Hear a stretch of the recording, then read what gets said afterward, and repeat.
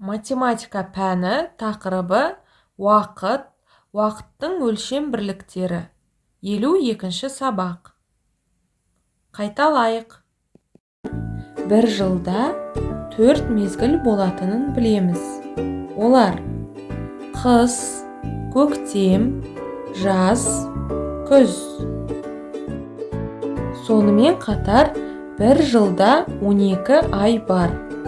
Яғни олар: қаңтар, ақпан, наурыз, сәуір, мамыр, маусым, шілде, тамыз, қыркүйек, қазан, қараша, желтоқсан. Бір аптада 7 күн бар. Дүйсенбі, сейсенбі, сәрсенбі, бейсенбі, жұма, сенбі, жексенбі. Желтоқсанның 8-і, екінші есеп 46-шы бет. Көрсетілген өлшем бірліктерін өрнектеп жаз. 4-ші есептің А тапсырмасы 47-ші бет. Есепті шығар.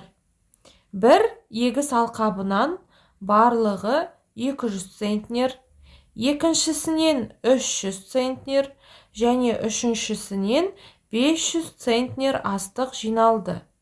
3 егіс алқабынан неше центнер астық жиналды?